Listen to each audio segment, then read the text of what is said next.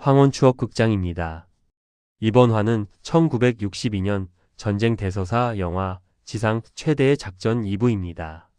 1부에서 지옥의 오마하 해변에 도착한 연합군, 과연 그들은 살아서 해변을 벗어날 수 있을까요? 공병의 희생, 절벽을 오르는 손, 그리고 다리를 지키는 사람들. 디데이의 가장 긴 하루가 계속됩니다. 들으시기 전에 구독과 좋아요 부탁드려요. 화면을 어둡게 하시고 편하게 들으세요. 1장. 길을 만드는 사람. 오마하의 다음 장면은 늘 같은 조합으로 굴러갔습니다.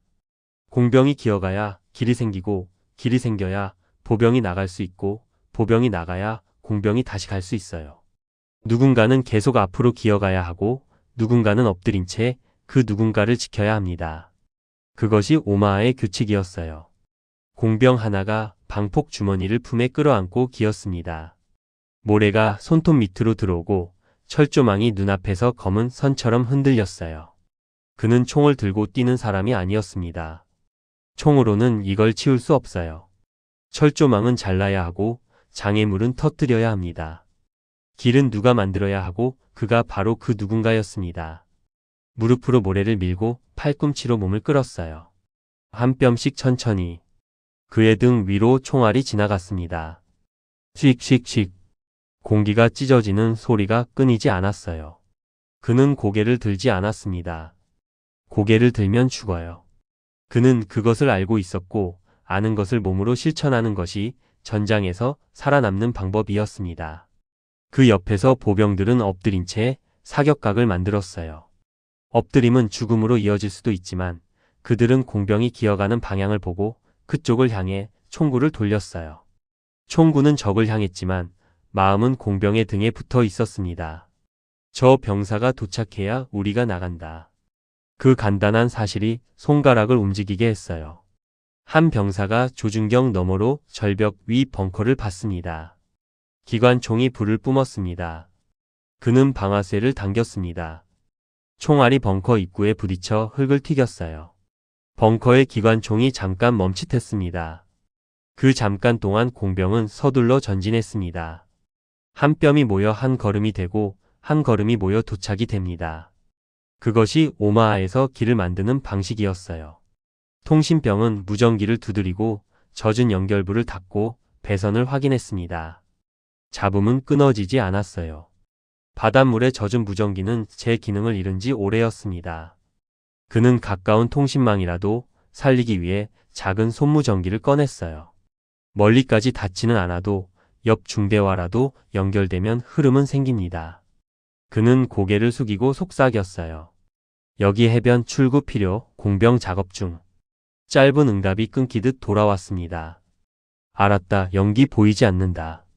그 말은 도움이 되지 않는 것 같으면서도 한 가지를 증명했어요. 통신이 완전히 끊기지는 않았습니다. 아직 해야 할 일이 남아 있어요. 통신병은 무전기를 품에 안고 다시 고개를 낮췄습니다. 공병은 철조망 앞에 도착했어요. 그는 폭약과 도화선, 점화 장치를 꺼냈습니다. 손이 떨렸어요. 손이 떨려 실패하면 두 번의 기회가 없을지도 몰랐습니다. 여전히 적의 기관총은 불을 뿜고 있었어요. 총알이 그의 머리 위를 스쳤습니다. 모래가 얼굴에 튀었어요. 그는 잠시 숨을 고르고 손목을 고정했습니다. 폭약을 철조망 아래에 밀어 넣었어요. 도화선을 연결했습니다. 점화 장치를 손에 쥐었어요. 그가 도화선을 연결한 순간 바로 옆에서 모래가 폭발해 터지고 비명과 함께 누군가 쓰러졌습니다. 공병은 고개를 돌리지 않았어요. 지금 그가 실패하면 모래에 엎드린 모든 사람이 하나씩 죽어나갑니다. 그는 점화 장치를 누르고 몸을 뒤로 굴렸어요. 됐다. 자기 자신에게 속으로 말했습니다. 그리고 그가 설치한 폭발물이 연이어 터졌어요. 쾅쾅쾅. 폭음과 함께 철조망이 끊기고 철제 장애물이 날아갔습니다. 연기 사이로 틈새가 보였어요. 검은 연기가 피어오르고 그 사이로 해변 너머가 보였습니다. 첫 번째 구멍이 뚫렸어요. 그러나 그것이 곧바로 길이 되지는 않았습니다. 병사들은 해변을 벗어나기 위해 본능적으로 틈새로 몰려들 거예요. 그리고 몰려있는 아군은 적에게 훌륭한 표적입니다. 곧 수많은 병사가 집중 사격에 무너질 수 있었어요. 이미 그걸 알고 있는 코타는 구멍이 생기자마자 다급하게 외쳤습니다. 한 줄로 몰리지 마라. 흩어져서 뛴다. 통과하면 바로 엄폐물로 구른다. 저 둔덕 뒤로 굴러 들어가. 말은 쉽고 몸은 어려웠어요. 병사들은 여전히 틈새 근처에서 멈칫거렸습니다. 그 잠깐의 멈칫거림의 대가는 목숨이에요. 머뭇거리는 사이에도 총알은 날아들었습니다. 한 병사가 일어서다가 쓰러졌어요. 또 한 병사가 뛰다가 넘어졌습니다. 결국 코타가 직접 먼저 뛰었어요. 그는 철조망과 장애물이 사라진 틈새를 향해 몸을 낮추고 달렸습니다. 총알이 그의 옆을 스쳤어요. 그는 멈추지 않았습니다. 틈새를 통과해서 바로 옆 고랑으로 몸을 던졌어요.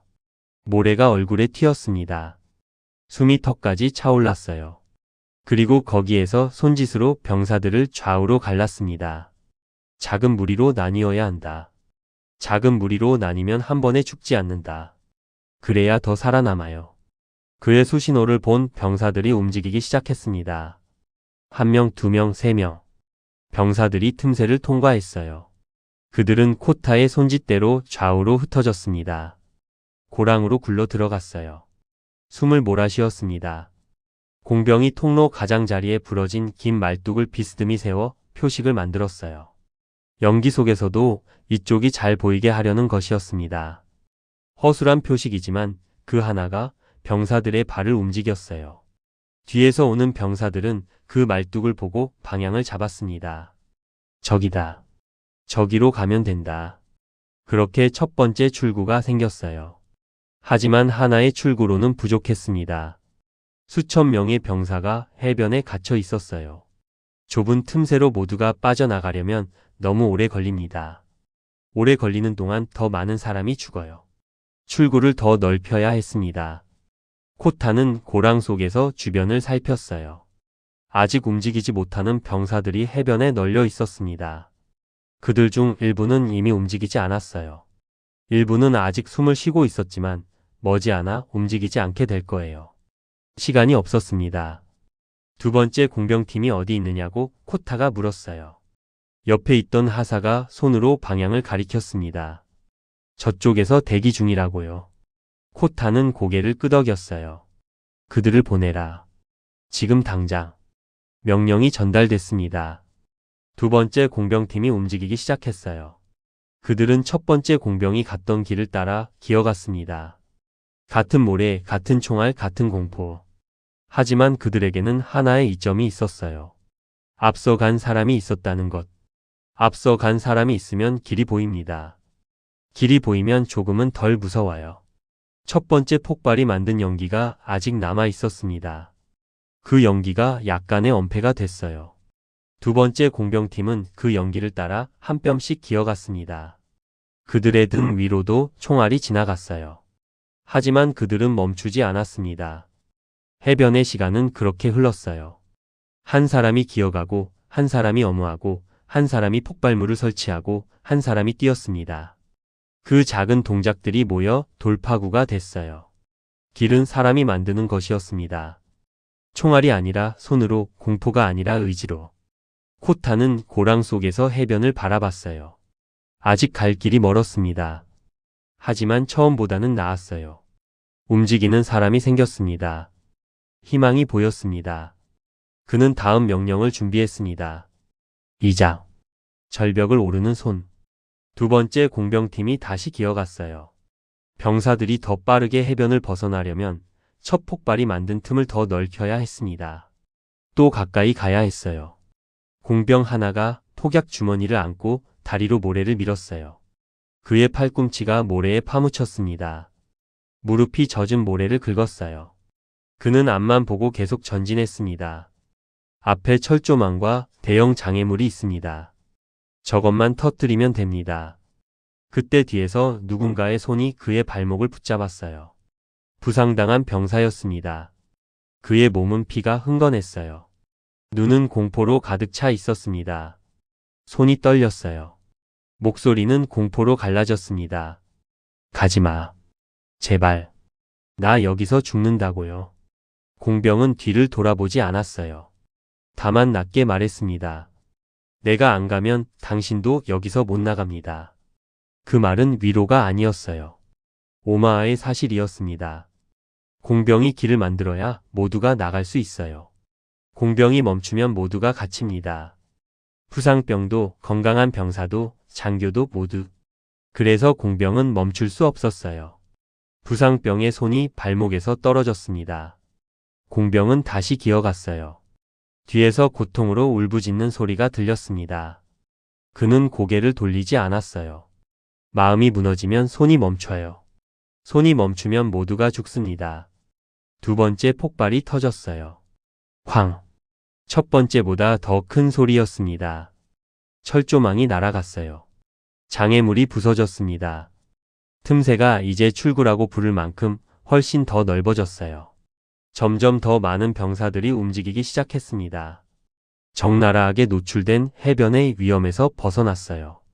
병사들은 공병이 만든 출구를 통과하고 둔덕 뒤로 굴러 들어가 숨을 고를 수 있게 됐습니다. 비로소 그들은 침착하게 주변을 볼 수 있게 됐어요. 둔덕 뒤는 해변보다 훨씬 안전했습니다. 적어도 바로 앞에서 총알이 날아오지는 않았어요. 병사들은 거기서 숨을 몰아쉬었습니다. 서로를 확인했어요. 짧은 대화가 오갔습니다. 그리고 그들의 시선은 위로 향했어요. 절벽이 있었습니다. 독일군의 벙커와 포대가 있는 곳이에요. 쉼없이 쏟아붓는 기관 총탄과 포탄의 근원지가 바로 저곳이었습니다. 저곳을 잡아야 해변이 완전히 열려요. 그러나 절벽은 말 그대로 벽이었습니다. 수직에 가까운 경사, 바위와 흙이 뒤섞인 표면, 올라가기 쉽지 않아 보였어요. 하지만 벽에도 틈이 있습니다. 절벽이 잠깐 꺾이는 곳, 바위가 갈라지는 곳, 사각이 생기는 곳. 코타의 눈은 서둘러 그 틈을 찾았어요. 하급 장교들을 부르고 그는 모래 위에 손가락으로 선을 그으며 전술을 설명했습니다. 여기서 고랑을 타고 돌틈으로 그 다음 위로. 그의 손가락이 모래 위에 지도를 그렸어요. 정면은 죽는다고 코타가 말했습니다. 그의 손이 모래 위에 선을 가리켰어요. 이곳 옆을 돌아서 올라간다. 먼저 올라간 병사들이 차례로 뒤를 당긴다. 위에서 모여 적의 옆구리를 친다. 장교들이 고개를 끄덕였습니다. 명령이 전달됐어요. 선발대가 뽑혔습니다. 가장 빠르고 가장 조용하고 가장 침착한 병사들이었어요. 그들은 무거운 장비를 내려놓았습니다. 최소한의 무장만 챙겼어요. 수류탄 몇 개, 권총, 칼. 올라가서 싸울 것들만. 한 병사가 바위를 잡았어요. 손바닥은 털어내도 모래가 미끄러웠습니다. 손톱이 바위 틈에 걸렸어요. 그는 이를 악물고 몸을 끌어올렸습니다. 팔에 힘을 주고 다리로 바위를 밀었어요. 한 뼘 또 한 뼘. 올라갔습니다. 그의 뒤를 따라 또 한 병사가 올랐어요. 그리고 또 한 병사. 줄지어 올랐습니다. 서로의 등을 밟지 않으려고 조심했어요. 소리를 내지 않으려고 이를 악물었습니다. 손이 미끄러지는 순간이 있었어요. 한 병사의 손이 바위에서 놓였습니다. 그의 몸이 뒤로 젖혀졌어요. 추락할 것 같았습니다. 그 순간 앞의 병사가 팔을 뻗어 그를 붙잡아 당겼어요. 손 놓지 마. 안 나. 걱정 마, 잘 잡았어. 앞의 병사가 말했습니다. 그는 온 힘을 다해 동료를 끌어올렸어요. 두 사람의 숨소리가 거칠었습니다. 하지만 멈추지 않고 올랐습니다. 절벽 중간쯤에서 잠시 숨을 돌렸어요. 바위 틈에 몸을 숨기고 아래를 내려다봤습니다. 해변이 보였어요. 여전히 총알이 날아다녔습니다. 여전히 사람들이 엎드려 있었어요. 하지만 움직이는 사람들도 보였습니다. 출구를 통과하는 사람들, 둔덕 뒤로 굴러 들어가는 사람들, 살아남으려고 발버둥치는 사람들. 다시 올랐어요. 손톱이 찢어졌습니다. 피가 바위에 묻었어요. 하지만 위에 올라가야 모든 게 끝납니다. 그렇게 몇 명이 절벽 상단에 닿았을 때 그들은 깨달았어요. 해변을 무참히 쓸어버리던 벙커와 진지가 옆에 보였습니다. 정면은 준비돼 있었지만 옆은 상대적으로 약했어요. 벙커의 총구는 아래를 향하고 있었습니다. 위에서 옆으로 오는 적은 예상하지 못한 거예요. 누군가 속삭였어요. 저쪽은 정면만 보고 있었어. 절벽을 올라온 코타가 그들 뒤에서 작은 소리로 말했습니다. 그러니까 지금이다. 그들은 기어가듯 접근했어요. 짧고 빠르게 끝내야 했습니다. 긴 싸움은 주변의 지원병을 불러옵니다. 조용히 신속하게. 그것이 이 전술의 핵심이었어요. 첫 번째 벙커에 접근했습니다. 벙커 안에서는 기관총이 해변을 향해 불을 뿜고 있었어요. 독일군 병사들은 아래만 보고 있었습니다. 그들의 등 뒤에 연합군이 있다는 것을 몰랐어요. 한 병사가 수류탄을 꺼냈습니다. 핀을 뽑았어요. 잠시 숨을 참았습니다. 그리고 벙커 안으로 던졌어요. 쾅! 폭음과 함께 하나의 벙커가 조용해졌습니다. 다음 벙커로 이동했어요. 같은 방식이었습니다. 조용히 접근하고 수류탄을 던지고 다음으로 이동합니다. 하나, 둘, 셋. 벙커들이 차례로 조용해졌어요. 해변 아래서 엎드린 병사들도 변화를 감지했습니다. 적의 진지 일부에서 총성이 끊겼어요. 그리고 해변을 향한 공격의 빈자리가 점점 늘어났습니다. 총알이 줄어들었어요. 포탄이 뜸해졌습니다. 코타는 그 순간을 놓치지 않았어요.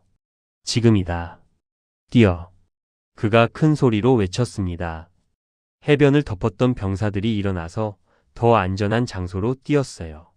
고랑 입구에서 짧게 몸을 세워 다음 고랑으로 뛰었습니다. 벙커와 진지는 계속 연합군에 점령되었어요. 연이어서 계속 도착하는 상륙정에서 내리는 병사들은 처음 선발 때보다 훨씬 수월하고 안전하게 해변을 통과했습니다. 그들은 이미 열린 출구를 통해 들어왔어요. 이미 잡힌 벙커 옆을 지나갔습니다. 선발대가 피로 만든 길을 따라 걸었어요. 그렇게 공병이 만든 출구는 길이 되었고 길은 절벽 아래를 지나 해변 밖으로 크게 번져 나갔어요. 그 시간들이 이어지면서 해변의 봉쇄는 조금씩 풀렸습니다. 오마하는 그렇게 아주 더디게 열렸어요. 3장. 규칙이 바뀌는 곳.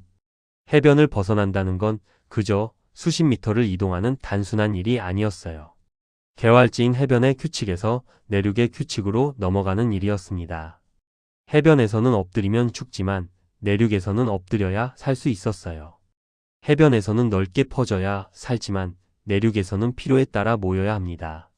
몸에 익힌 본능을 다시 고쳐야 했어요. 그것이 가장 어려운 일이었습니다. 오마하의 병사들은 둔덕 뒤에서 숨을 몰아쉬며 서로를 확인했어요. 얼굴에는 모래와 피가 뒤섞여 말라붙어 있었고 충혈된 눈은 붉게 물들어 있었습니다. 소금기에 갈라진 입술, 바닷물과 땀과 피로 젖어 몸에 달라붙은 군복. 하지만 살아 있었어요. 심장이 뛰고 있었습니다. 살았냐? 다행이다. 한 병사가 헐떡이며 옆 동료에게 물었어요. 하루 종일 소리를 지르고 비명을 듣고 폭발음에 귀가 먹먹해지면서 목이 상한 탓에 그의 목소리는 거칠게 쉬어 있었습니다. 적어도 지금은. 다른 병사가 똑같이 헐떡이며 대답했어요. 그 대답이 모든 것을 말해줬습니다. 지금은 살아있지만 다음 순간은 알 수 없다는 것. 오마하에서 배운 것이 있다면 확실한 것은 아무것도 없다는 거예요. 한순간 전까지 옆에 있던 사람이 다음 순간에는 없을 수 있었습니다. 코타는 둔덕 뒤를 살폈어요. 병사들이 모여들고 있었습니다. 해변을 벗어난 안도감에 긴장이 풀리며 어깨가 축 처지고 숨이 거칠어지고 눈이 멍해졌어요. 어떤 병사는 바닥에 주저앉아 하늘을 올려다보고 어떤 병사는 손으로 얼굴을 감싸고 아무 말도 하지 않았습니다. 위험한 징조였어요. 이제 됐다는 마음이 퍼지면 병사들은 느슨해집니다. 어디건 출구가 생기면 사람들은 한 방향으로 몰리려 하고 그렇게 몰리면 공격당하기 쉬워요. 이제 겨우 해변을 벗어났을 뿐이었습니다. 진짜 전투는 이제부터였어요. 해변은 시작이었지 끝이 아니었습니다. 코타는 손바닥을 아래로 눌러 병사들의 몸을 낮추고 손짓으로 진지의 고랑과 고랑 사이를 가르며 말했어요. 몸을 낮추고 고랑에 붙어서 신속하게 이동한다. 한 줄로 서지 마.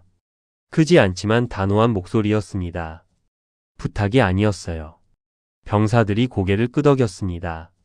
아직 끝나지 않았다는 것을 깨달은 눈빛이었어요. 멍했던 눈에 다시 초점이 잡히고 축 처진 어깨가 다시 올라갔습니다. 그들은 다시 몸을 낮추고 고랑을 따라 움직이기 시작했어요. 고랑은 좁고 축축했습니다. 진흙이 군화에 달라붙었어요. 해변의 소금 냄새와는 다른 풀 냄새와 흙 냄새가 코를 찔렀습니다. 여기는 바다가 아니라 땅이었어요. 그 단순한 사실이 병사들의 마음을 조금 가볍게 만들었습니다. 둔덕 뒤 한쪽에서는 의무병이 바쁘게 움직이고 있었어요. 부상자가 너무 많았습니다. 손도 시간도 약품도 붕대도 모자랐어요. 모든 것이 부족했습니다. 의무병은 숨이 붙은 사람부터 살렸어요. 그것이 규칙이었습니다. 감정이 아니라 규칙으로 움직여야 했어요. 감정대로 하면 모두를 잃으니까요. 숨이 붙은 사람, 살릴 수 있는 사람, 그 사람부터. 나머지는 나중에. 그 나중이 영원히 오지 않을 수도 있다는 것을 알면서도 그렇게 해야 했습니다. 의무병은 부상자들 사이를 기어 다녔어요. 무릎이 진흙에 빠지고 손에는 피가 묻어 있었습니다. 자기 피인지 남의 피인지 알 수 없었어요. 그는 아직 다치지 않았으니 아마 남의 피였을 겁니다. 적어도 몸은. 한 병사가 바닥에 누워 있었어요. 파란 눈이 하늘을 향해 열려 있었습니다. 맑은 눈이었지만 아무것도 보지 않는 눈이었어요.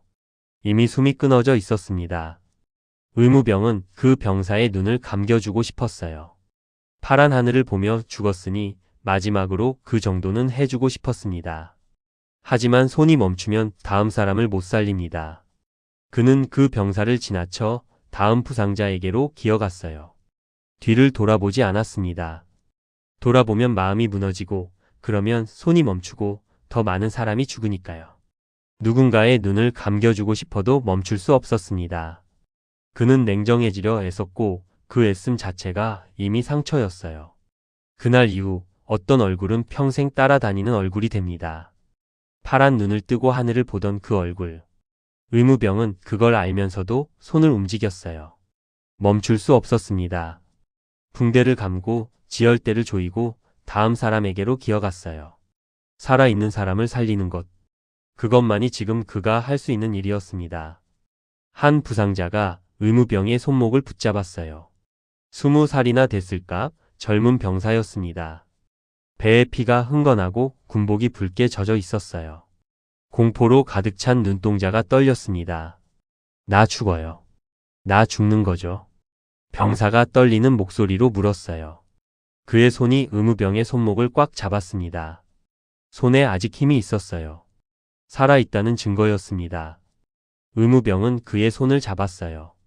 차갑지 않고 따뜻했습니다. 피가 돌고 있었어요. 아니야. 숨쉬고 있잖아. 숨쉬고 있으면 살 수 있어. 의무병이 말했어요.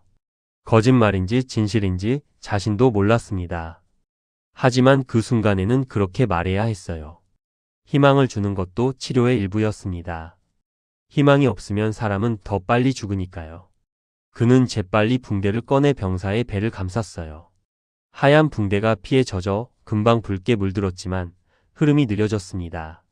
조금이라도 느려지면 기회가 생기고 시간을 벌 수 있어요. 여기 잡고 있어. 손으로 꾹 눌러. 내가 돌아올 때까지 놓지 마. 의무병이 병사의 손을 붕대 위에 올려놓았어요. 병사가 고개를 끄덕였습니다. 눈에서 눈물이 흘렀지만 손은 붕대를 꾹 누르고 있었어요. 살고 싶다는 의지가 손끝에 담겨 있었습니다. 의무병은 다음 부상자에게로 갔습니다. 그리고 또 다음. 그리고 또. 끝이 없었지만 멈출 수 없었어요. 멈추면 더 많은 사람이 죽으니까요. 그래서 멈추지 않았습니다.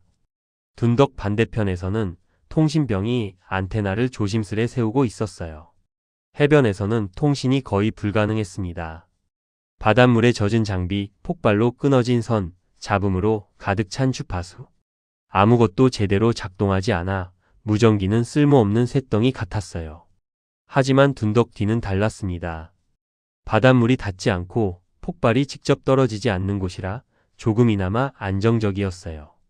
통신병은 안테나를 세우고 주파수를 맞추며 다이얼을 돌렸습니다. 지직, 지지직, 잡음이 들렸어요. 그리고 그 잡음 사이로 끊어지기 직전에 단문이 들렸습니다. 출구 확보 확인 바람. 반복 출구 확보. 통신병의 눈이 번쩍 떠졌어요. 연결됐습니다.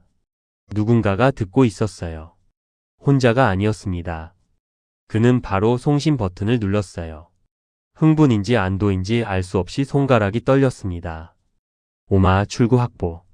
절벽 상단 일부 확보. 지원 필요. 그의 목소리가 전파를 타고 퍼져나갔어요.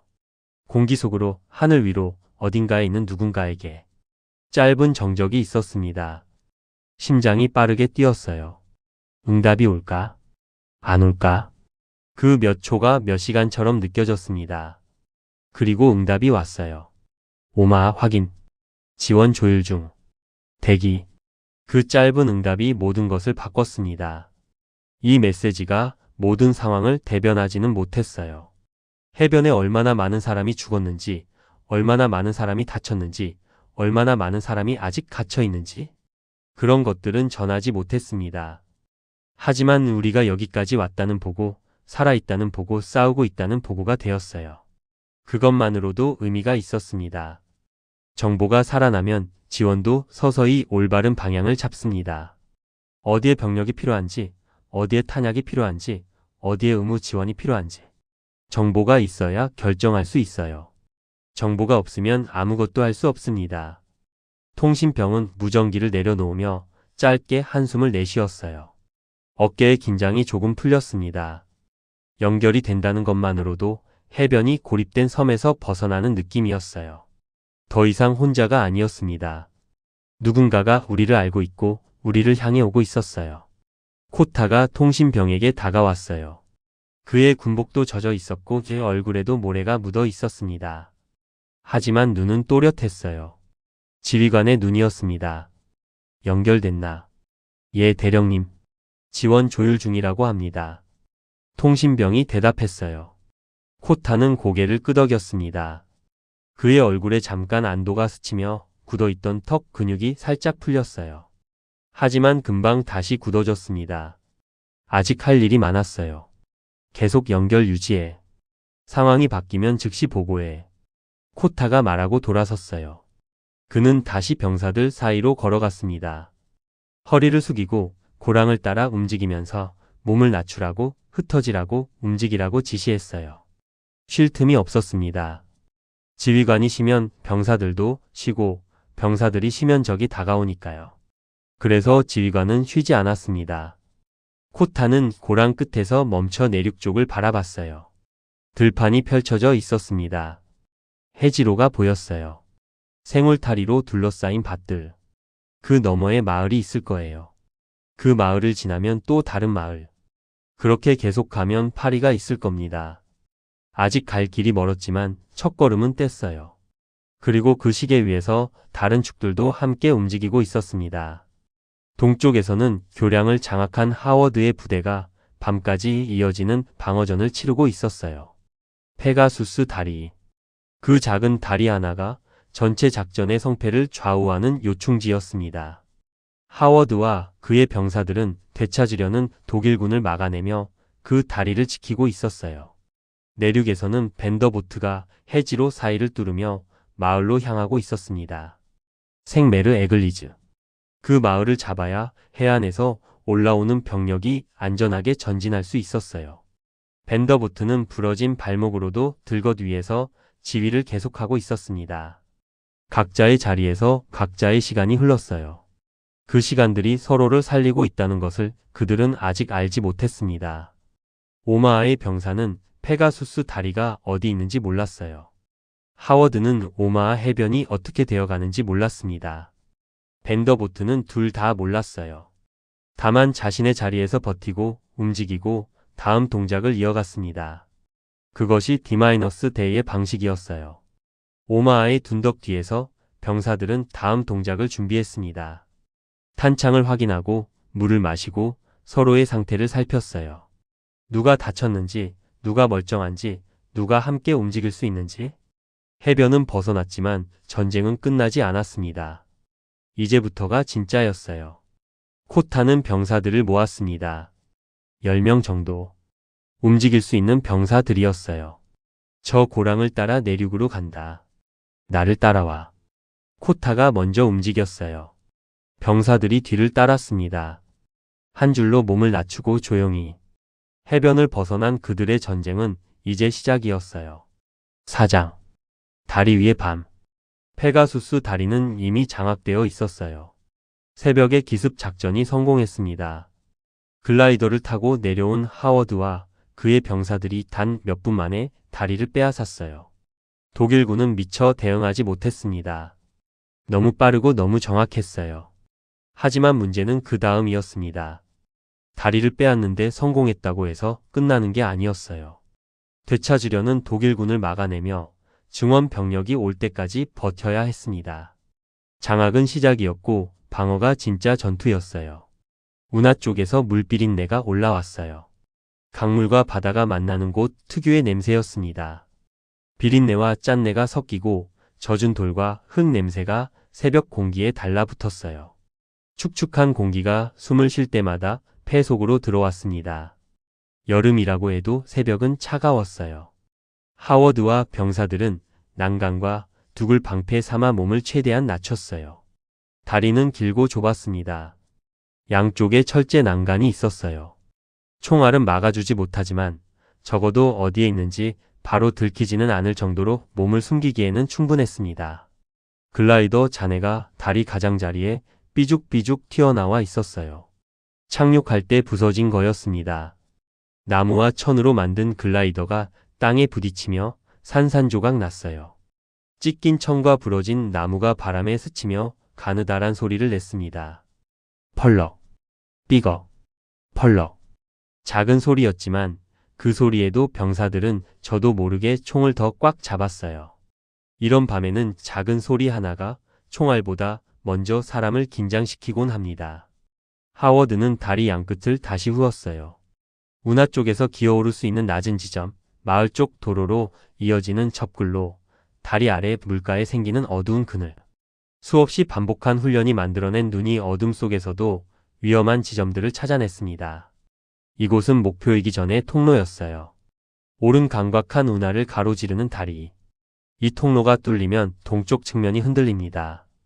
독일군의 기갑부대가 이 다리를 건너면 해변에 상륙한 병력의 옆구리를 칠 수 있어요. 그러면 모든 게 무너집니다. 반대로 여기서 버티면 다른 해변에 상륙한 병력도 조금이라도 숨을 돌릴 시간을 얻어요. 옆에서 공격받을 걱정을 덜 수 있습니다. 그래서 이 다리를 지켜야 했어요. 무슨 일이 있어도. 그래서 하워드는 병사들을 한 곳에 몰아넣지 않았습니다. 좁게 뭉치면 기관총 사격을 한 번에 맞기 쉽고 한 발의 박격포로 여러 명이 죽을 수 있어요. 그는 사수들을 좌우로 나눠 배치하고 각자 맡을 시야를 정해줬습니다. 너는 저쪽 도로를 봐. 너는 운하 쪽. 너는 다리 아래. 누가 어디를 보고 있는지가 분명해야 어둠 속에서 아군끼리 서로를 쏘지 않습니다. 아군 5인 사격이 밤 전투에서 가장 무서운 거예요. 적보다 아군이 더 위험할 수 있습니다. 탄약 다시 확인해. 하워드가 낮게 말했어요. 속삭이는 것에 가까웠습니다. 큰 소리는 적에게 위치를 알려주니까요. 멀리 있는 건 쏘지 마. 다리 입구에 다가오는 적부터 처리한다. 병사들은 짧게 고개를 끄덕였어요. 말로 대답하지 않았습니다. 소리를 줄여야 했어요. 공포가 목을 조여도 손은 멈추지 않았습니다. 탄창을 꺼내 확인하고 안전장치를 만지고 피가 말라붙은 손등을 바지에 한번 닦았어요. 손이 움직이면 마음이 조금은 진정됐습니다.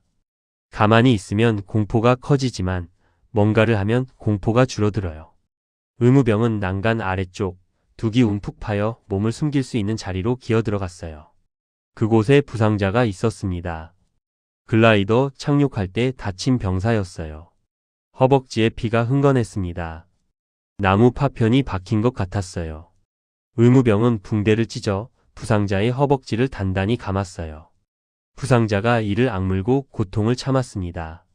적에게 들릴 수 있어서 신음소리조차 내지 않으려고 했어요. 의무병이 작은 목소리로 진통제를 놓아주면서 말했어요.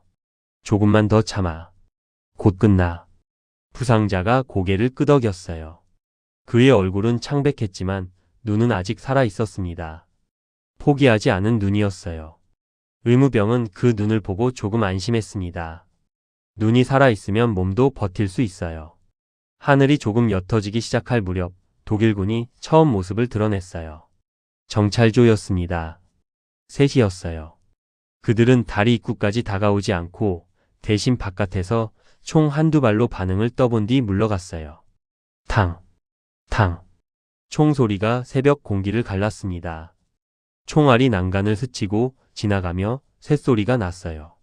깽, 쏘지 마. 하워드가 바로 눌렀어요. 낮고 단호한 목소리였습니다. 위치를 들키면 박격포가 온다. 병사 하나가 방아쇠에서 손가락을 풀었어요. 손가락이 떨렸습니다. 방아쇠를 당기고 싶었어요. 뭔가를 하고 싶었습니다. 가만히 있는 것이 더 무서웠어요. 하지만 쏘면 안 됐습니다. 방아쇠 앞에서 손을 멈추는 일이 쏘는 일보다 더 어렵게 느껴지는 순간이 있어요. 쏘면 마음이 편해지고 뭔가를 하고 있다는 느낌이 들어요. 하지만 안 쏘고 버티는 것, 적이 가까이 올 때까지 기다리는 것, 그것이 더 어려웠습니다. 그래서 훈련이 필요한 거예요. 훈련 없이는 본능을 이길 수 없습니다. 독일군 정찰조가 어둠 속으로 물러갔어요. 하지만 다시 올 겁니다. 그들은 정보를 가져갈 거예요. 다리에 연합군이 있다는 정보, 몇 명인지, 어떤 무장을 하고 있는지, 그 정보를 바탕으로 다음 공격이 올 겁니다. 그러나 조용한 탐색은 오래가지 않았어요. 얼마 지나지 않아 적의 기관 총탄이 난간을 때리며 불꽃을 튀겼습니다. 타다다다닥, 타다다다닥. 철이 찢기는 듯한 소리가 짧게 터지며 밤을 가르는 불꽃이 피어났어요. 두 개 흙이 총알에 맞아 얼굴 앞으로 튀었습니다. 흙 냄새가 코를 찔렀어요. 병사 하나가 반사적으로 고개를 들었다가 하워드의 손짓을 보고 다시 숙였어요. 고개를 들면 죽습니다. 그것을 알면서도 적이 어디 있는지 보고 싶어서 본능적으로 올리게 돼요.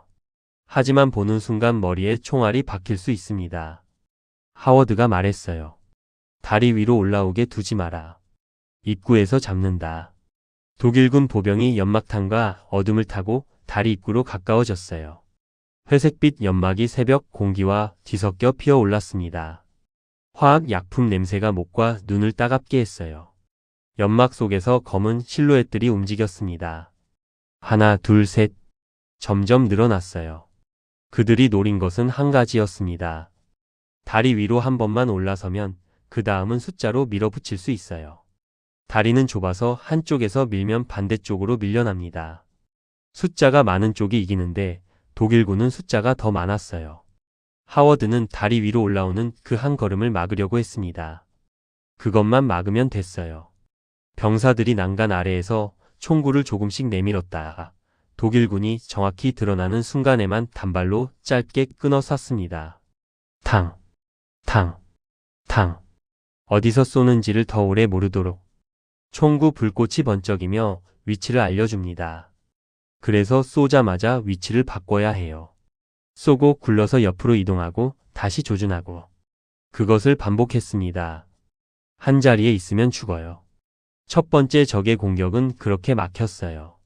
독일군 몇이 바닥에 쓰러졌고 뒤에서 따라오던 병사들이 몸을 감추며 흐름이 끊겼습니다. 연막 속으로 다시 물러갔어요. 잠시 조용해졌습니다.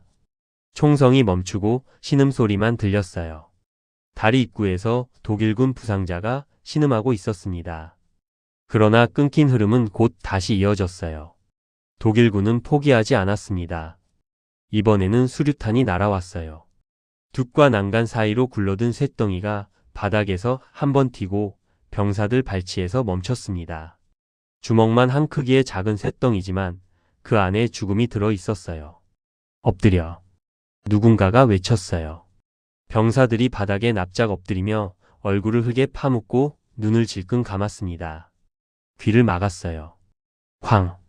폭발이 터지며 공기가 휘었습니다. 귀가 먹먹해지고 눈앞이 순간적으로 하얘졌어요.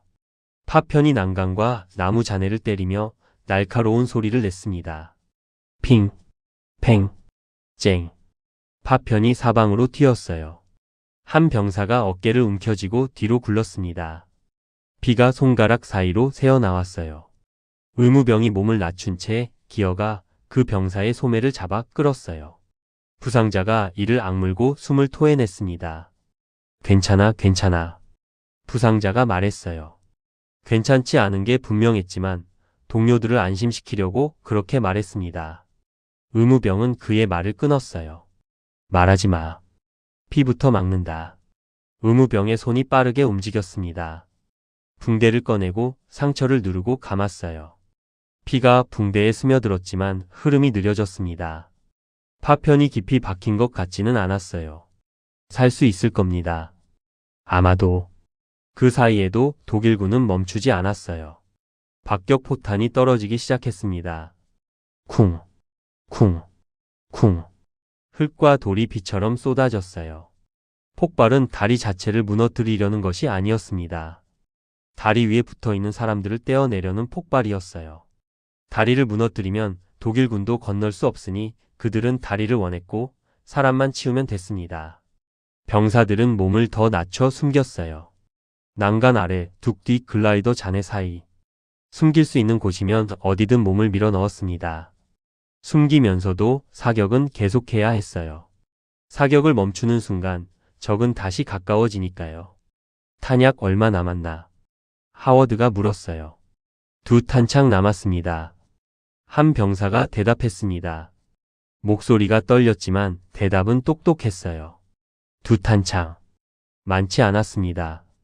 탄창 하나의 총알이 30발이면 60발. 적이 60명보다 많으면 끝이에요. 하워드는 고개를 끄덕였습니다. 아껴 쓴다. 가까이 붙는 놈만 쏴. 흩어지지 말고 서로 옆을 보고. 시간이 흐를수록 하워드의 방어선은 더 얇아졌어요. 총은 여전히 쏠 수 있었지만 병사들이 지쳐갔습니다. 누구도 작전을 시작하고 한 번도 길게 잠들지 못했어요. 눈이 충혈되고 눈꺼풀이 무거워지며 집중력이 흐려졌습니다. 조준이 흔들렸어요. 지치면 총구가 흔들리고 부족한 탄만 낭비됩니다. 하워드는 병사들을 다그치지 않았어요. 대신 해야 할 일들을 계속 말해줬습니다. 전투에서는 단순한 것을 반복해야 공포에 빠지지 않아요. 복잡한 생각을 하면 무서워집니다. 단순하게 바로 다음 동작만 생각해야 합니다. 고개 높이 들지 마. 숨 짧게. 쏘고 바로 위치를 바꾼다. 하워드가 말했어요. 병사들이 고개를 끄덕였습니다. 그의 목소리가 그들을 붙잡아줬어요. 지휘관의 목소리는 병사들에게 닫히었습니다. 그 목소리가 있으면 버틸 수 있어요. 시간이 지나도 방어선을 뚫지 못하자 독일군은 결국 더 무거운 걸 끌고 왔습니다. 다리로 이어지는 도로 끝에서 엔진 소리가 굵어졌어요. 르르르르르. 쇳덩이가 굴러가는 소리와 함께 땅이 미세하게 흔들렸습니다. 무거운 게 오고 있었어요. 어둠 속에서 장갑차 한 대가 앞으로 나왔습니다. 검은 덩어리 철로 만든 괴물. 그 뒤로 보병이 붙었어요. 장갑차를 방패 삼아 다가오는 거였습니다. 총알은 장갑차를 뚫지 못해요. 장갑차 뒤에 숨으면 안전합니다.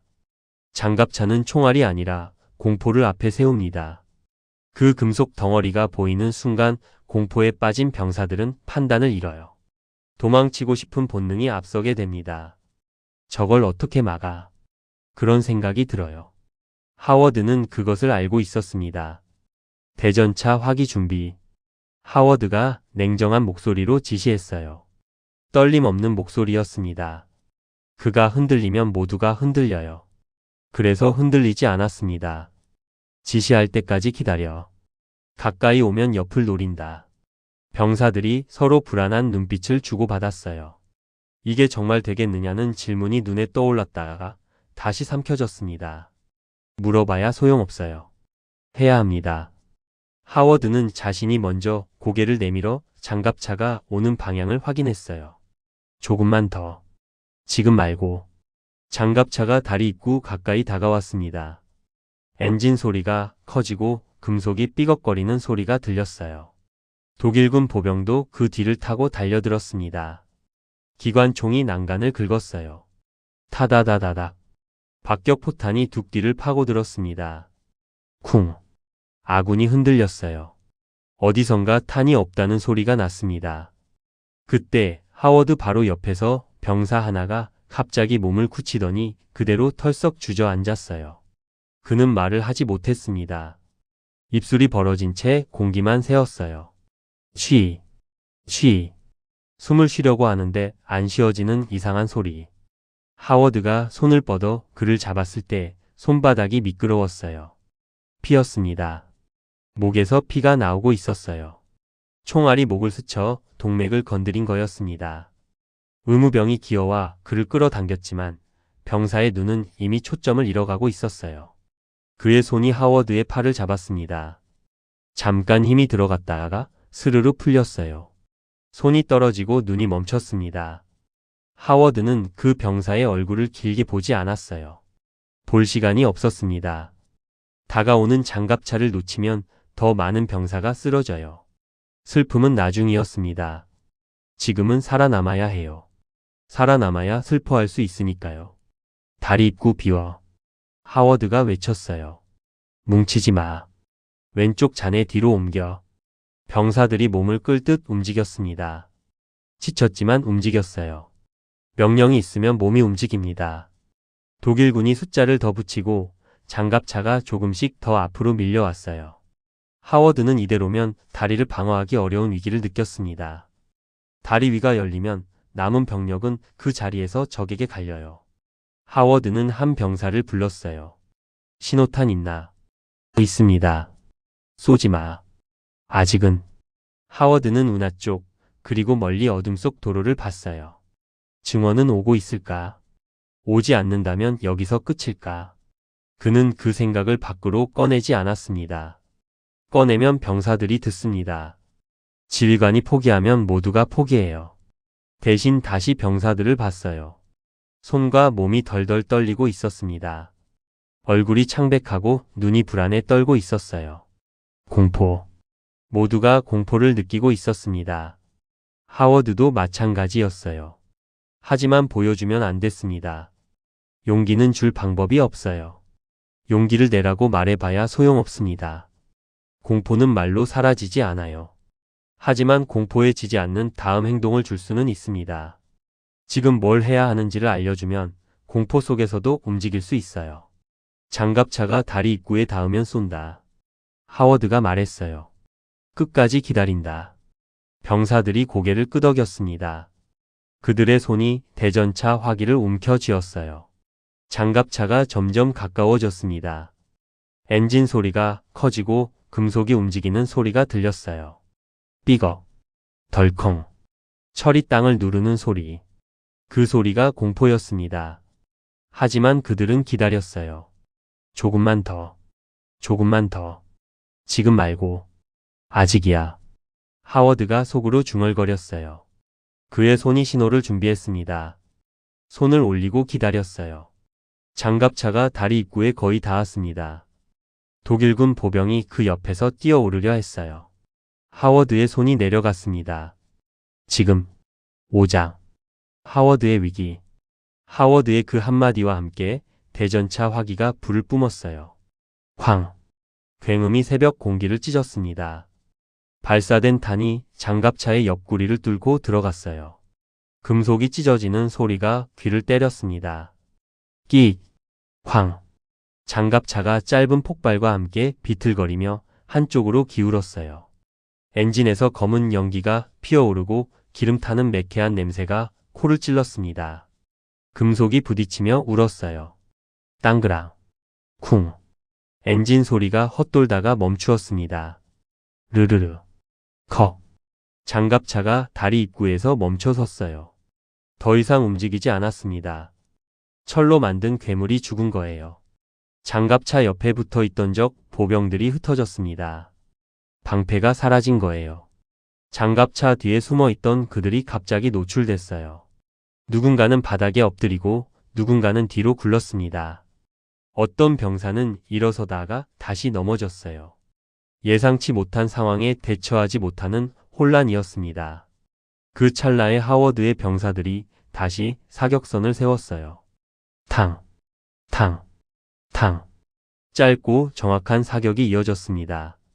조준경 너머로 적이 보이고 방아쇠를 당기고 적이 쓰러지고 다음 적, 조준, 사격, 쓰러짐, 반복이었어요. 흩어진 적 병사들이 하나씩 바닥에 엎어졌습니다. 잠깐의 정적이 찾아왔어요. 장갑차는 다리 입구에서 멈춘 채 연기를 뿜고 있었습니다. 검은 연기가 하늘로 피어오르고 엔진 쪽에서 불꽃이 튀었어요.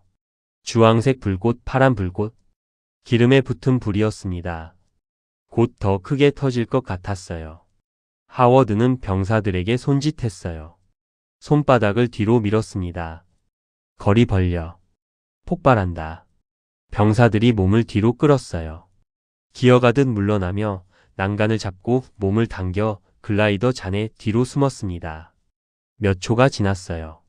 하나, 둘, 셋, 넷, 다섯. 쾅. 장갑차가 두 번째 폭발을 일으켰습니다. 첫 번째보다 더 컸어요. 주황색 불기둥이 하늘로 솟아올랐습니다. 금속 파편이 사방으로 튀었어요. 핑, 팽, 쨍. 파편이 난간을 때리고 두 개 박히고 물속으로 떨어졌습니다. 다리 입구가 불과 연기로 가득 차고 열기가 얼굴까지 느껴졌어요. 뜨거웠습니다. 하지만 적의 흔들림은 오래가지 않았어요. 독일군은 다시 거세게 공격했습니다. 장갑차가 막혔다고 해서 포기할 그들이 아니었어요. 다리를 되찾으라는 명령이 있었습니다. 명령을 어기면 군법회의예요. 군법회의보다 전투가 나았습니다. 그래서 다시 공격했어요. 박격포가 계속 떨어졌습니다. 쿵, 쿵, 쿵. 규칙적으로 떨어지며 점점 가까워졌어요. 누군가가 조준하고 있었습니다. 첫 발은 멀리, 둘째 발은 조금 더 가까이, 셋째 발은 툭 바로 옆에. 조준이 맞아가고 있었어요. 다음 발은 정확히 떨어질 겁니다. 흙과 돌이 비처럼 쏟아졌어요. 머리 위로 흙이 날아와 눈에 들어가 따갑고 입에 들어가 까슬까슬했습니다. 보병들이 연기를 뚫고 다시 다가왔어요. 장갑차 없이 숫자로 밀어붙이려는 것 같았습니다. 한 명이 쓰러지면 두 명이 오고 두 명이 쓰러지면 네 명이 왔어요. 끝이 없었습니다. 하워드의 병사들은 눈으로 서로의 탄창을 확인했어요. 남은 탄이 얼마 없었습니다. 어떤 병사는 마지막 탄창을 끼우고 어떤 병사는 이미 마지막 탄창으로 쏘고 있었어요. 이제는 더 버티는 것이 목숨을 건 결단의 문제라는 것을 모두 알고 있었습니다. 아무도 입 밖으로 꺼내지 않았지만 끝이 가까워지고 있다고 눈빛이 말하고 있었어요. 한 병사가 숨을 토해내며 말했어요. 목소리가 거칠고 지쳐 있었습니다. 소령님, 더는. 문장이 끝나지 않았어요. 더는 무엇인지 말하지 않았습니다. 하지만 모두가 알았어요. 더는 못 버틴다. 더는 탄이 없다. 더는 힘이 없다. 그 모든 것이었습니다. 하워드는 고개를 끄덕였어요. 안다. 그는 그 병사의 눈을 똑바로 보며 바로 덧붙였습니다. 그래도 여기서 밀리면 끝이다. 그 말은 멋이 아니었어요. 연설도 아니었습니다. 아주 단순한 계산이었어요. 물러설 곳이 없었습니다. 다리가 뚫리면 동쪽은 무너지고 해변에 상륙한 병력의 옆구리가 뚫리고 그러면 모든 게 끝나요. 그래서 여기서 버텨야 했습니다. 하워드는 병사들과 자신의 죽음으로도 이 다리가 지켜지지 않을 수 있다고 생각했어요. 적이 너무 많았습니다. 아군은 너무 적었어요. 탄약은 바닥나고 있었습니다. 수학적으로 불가능했어요. 하지만 막다른 길이었습니다. 다른 선택지가 없었어요. 죽을 때까지 싸운다. 아무에게도 그렇게 명령하지 않겠지만 모두가 이 상황을 알고 있을 거예요. 명령하지 않아도 알았습니다. 여기서 도망치면 어디로 가요? 운하에 빠져 죽거나 들판에서 쫓겨 죽거나 어차피 죽는 거예요. 그러면 여기서 싸우다 죽는 게 낫습니다. 병사들이 다시 총을 들었어요. 떨리는 손으로, 지친 눈으로, 하지만 멈추지 않았습니다. 누군가는 눈을 비비고, 누군가는 입술을 깨물고, 누군가는 작은 소리로 기도를 했어요. 하지만 모두가 총을 들었습니다. 아직 포기하지 않았어요. 다리 입구에서 적이 다시 몰려왔습니다. 이번에는 장갑차 없이 숫자로 밀어붙이려는 것 같았어요. 장갑차 잔해를 넘어 뛰어오고 불타는 장갑차 옆을 돌아 달려왔습니다. 연기를 뚫고 검은 실루엣들이 나타났어요. 하나, 둘, 셋, 넷. 점점 늘어났습니다. 하워드의 병사들이 사격했어요. 탕, 탕, 탕.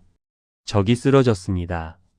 하지만 쓰러진 자리를 또 다른 적이 채웠어요. 끝이 없었습니다. 탄약은 줄어들고 적은 늘어났어요. 한 병사가 빈 탄창을 버리고 새 탄창을 끼웠어요. 마지막 탄창이었습니다. 그는 잠시 손 안의 금속 덩어리를 바라봤어요. 30발. 이게 끝이구나. 그런 생각이 스쳤습니다. 하지만 총을 내려놓지 않았어요. 끝까지 쏜다. 그것이 그가 할 수 있는 전부였습니다. 그때 멀리서 총성이 방향을 바꿨어요. 지금까지는 정면에서만 오던 소리였는데 갑자기 독일군 뒤쪽에서 짧고 거친 사격이 터졌습니다. 타다다닥, 타다다닥. 익숙하지 않은 방향이었어요. 뒤에서 총소리라니. 독일군의 움직임이 흔들렸어요. 장갑차 잔해 뒤에 붙어있던 적의 보병들이 동시에 고개를 돌렸습니다. 뒤를 봤어요. 그들도 당황한 것 같았습니다. 예상하지 못한 상황, 계획에 없던 일이었어요. 뭐야? 하워드 옆에 병사가 중얼거렸어요. 하워드도 순간적으로 귀를 세웠습니다. 저 소리, 저 총소리. 뭔가 달랐어요. 리듬이 달랐습니다. 독일군 총소리가 아니었어요. 더 빠르고 더 가벼웠습니다. 아군의 총소리였어요.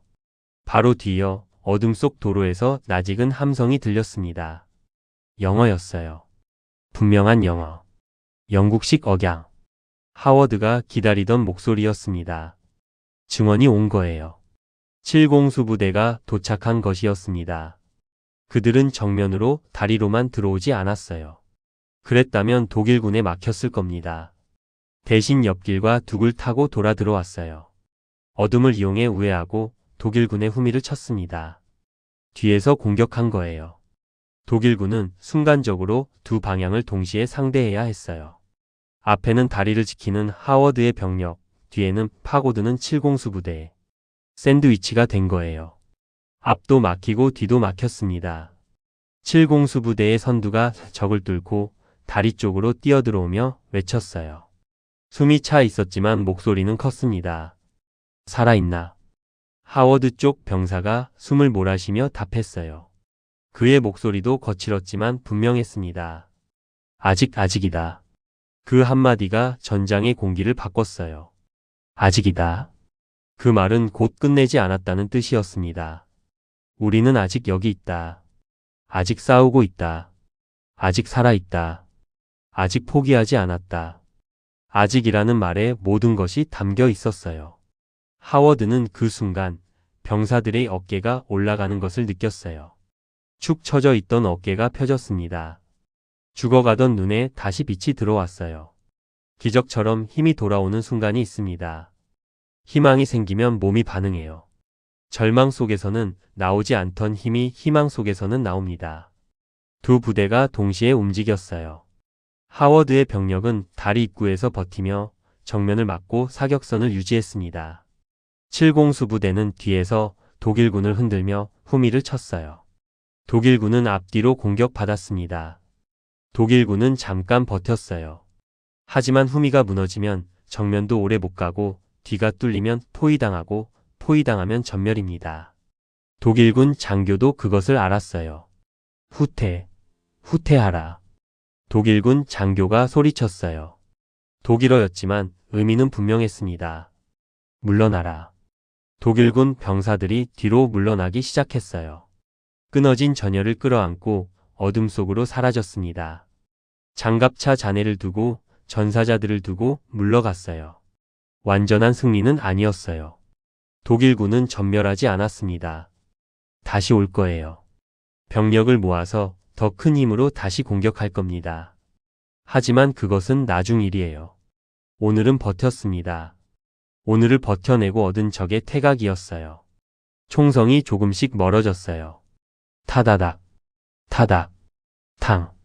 점점 희미해졌습니다. 적이 물러가고 있었어요. 다리 위에는 갑자기 다른 소리가 들렸습니다. 전투 중에는 들리지 않던 소리들이었어요. 숨소리, 거친 숨소리, 헐떡이는 숨소리, 살아있는 사람들의 숨소리였어요.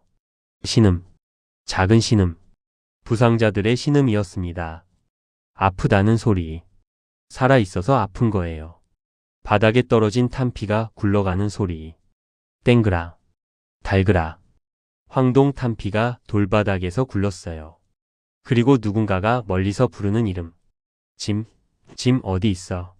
동료를 찾는 소리였습니다. 전투가 끝나면 그런 소리들이 들려요. 전투 중에는 총성이 모든 것을 덮으니까요. 하워드는 난간에 손을 얹었어요. 철제 난간. 밤 동안 식어 있던 쇠가 차가웠습니다. 그 차가움이 손바닥을 타고 올라왔어요. 손이 떨리고 있다는 것을 알아차렸습니다. 제법 심하게 떨렸어요. 방금 전까지 제대로 두려워할 틈조차 없었어요.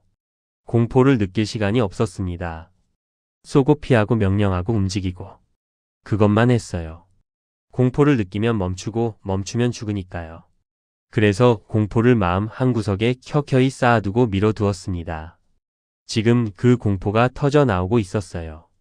뒤늦게 몸이 반응하고 있었습니다. 손이 떨리고 다리가 흔들리고 심장이 빠르게 뛰었어요. 전투 중에는 느끼지 못했던 것들이 한꺼번에 밀려왔습니다. 하워드는 떨림을 멈추려고 하지 않았어요. 멈추려고 해도 안 멈춥니다. 그냥 떨리게 두고 난간을 잡고 서 있었어요. 잠시 후면 멈출 겁니다. 지금은 그냥 떨려도 됩니다. 살아있으니까 떨리는 거예요. 죽은 사람은 안 떨려요. 곁에 있던 병사가 다가왔어요. 얼굴에 흙이 묻어 있고 눈이 충혈되어 있었지만 살아 있었습니다. 소령님, 우리 성공한 겁니까? 하워드는 다리를 돌아보았어요. 아직도 연기가 남아 있었습니다. 장갑차 잔해에서 연기가 피어오르고 탄피가 바닥에 널려 있고 피가 돌바닥에 스며들어 있고 글라이더 잔해가 부서져 있었어요. 치열한 전투의 흔적이 그대로였습니다. 그러나 다리는 서 있었어요. 무너지지 않았습니다. 폭발에도 총격에도 박격포에도 버텼어요. 그리고 그 위에 살아남은 병사들이 서 있었습니다. 지치고 다치고 더럽혀져 있었지만 서 있었어요. 하워드는 잠시 생각했어요. 성공이라고 말할 수 있을까? 죽은 병사들이 있었습니다. 다친 병사들이 있었어요. 완전한 승리가 아니었습니다. 하지만 다리를 지켰어요. 목표를 달성했습니다. 적어도 오늘은 끝났다. 하워드의 목소리는 전투의 피로로 거칠었지만 분명했어요. 오늘은 끝났다. 내일은 모른다. 하지만 오늘은 끝났습니다. 그것으로 충분했어요. 7공수 부대의 장교가 다가왔어요. 젊은 장교였습니다. 얼굴에 위장용 검은 칠을 하고 있었어요. 그도 지쳐 보였지만 눈은 또렷했습니다. 늦어서 미안하다. 그가 말했어요. 하워드는 고개를 저었습니다. 아니, 제때 왔다. 두 사람은 잠시 서로를 바라봤어요. 악수를 했습니다. 손이 피로 더러웠지만 상관없었어요. 더 많은 말이 필요 없었습니다. 살아남았다. 함께 싸웠다. 그것으로 충분했어요. 의무병이 부상자들 사이를 돌아다녔어요. 살아있는 사람을 확인하고 숨이 끊어진 사람의 눈을 감겨줬습니다. 이제는 그렇게 할 시간이 있었어요. 전투 중에는 할 수 없었던 일이었습니다. 의무병은 한 병사 앞에서 멈췄어요. 젊은 병사였습니다. 하워드 옆에서 죽은 병사, 목에서 피가 흘렀던 그 병사. 눈이 열려 있었어요. 아무것도 보지 않는 눈이었습니다. 의무병은 그 병사의 눈을 감겨줬어요. 손가락으로 눈꺼풀을 내렸습니다. 이제는 그렇게 할 수 있었어요. 잘 가. 의무병이 작은 소리로 말했어요. 이 병사의 이름을 알았습니다. 함께 훈련했던 사람, 함께 웃었던 사람, 함께 불평했던 사람이었어요. 이제는 없었습니다. 하지만 울지 않았어요. 올 시간은 나중에 있을 겁니다. 지금은 아직 할 일이 남아 있었어요. 다리 아래 운하에서 물이 흘렀어요. 찰랑찰랑. 작은 소리였습니다. 전쟁이 없었던 것처럼 물은 계속 흘렀어요. 별이 물에 비쳤습니다. 반짝반짝. 평화로운 풍경이었어요. 하지만 그날 새벽, 그 물 위로 놓인 다리는 요충지를 연결하는 지도 위의 선이 아니라 사람의 목숨으로 지켜낸 현실이 되어 있었습니다. 하워드는 난간에서 손을 뗐어요. 떨림이 조금 가라앉았습니다. 완전히 멈추지는 않았지만 조금 나아졌어요. 그는 병사들을 돌아봤습니다. 부상자 확인해. 탄약 수거해. 방어선 다시 정비한다. 아직 끝난 거 아니야. 병사들이 움직이기 시작했어요. 지쳤지만 멈추지 않았습니다. 오늘은 끝났지만 내일이 있어요. 내일도 이 다리를 지켜야 합니다. 그래서 지금 쉬지 않고 준비하는 거예요. 동쪽 하늘이 조금씩 밝아오고 있었어요. 검은 하늘이 남색으로, 남색이 보라색으로 바뀌고 있었습니다. 새벽이 오고 있었어요. 가장 긴 밤이 끝나가고 있었습니다. 6장. 벽을 읽는 법. 벤더보트의 공수부대는 여전히 살아있는 벽 사이로 움직였습니다. 해지로. 노르망디의 생울타리. 수백 년 동안 농부들이 밭을 나누기 위해 심은 나무와 덤불이 자라서 벽이 된 것입니다. 마차가 지나가며 파인 움푹한 통로를 따라 전진했어요. 길은 길인데 덤불에 가려 하늘이 보이지 않았습니다.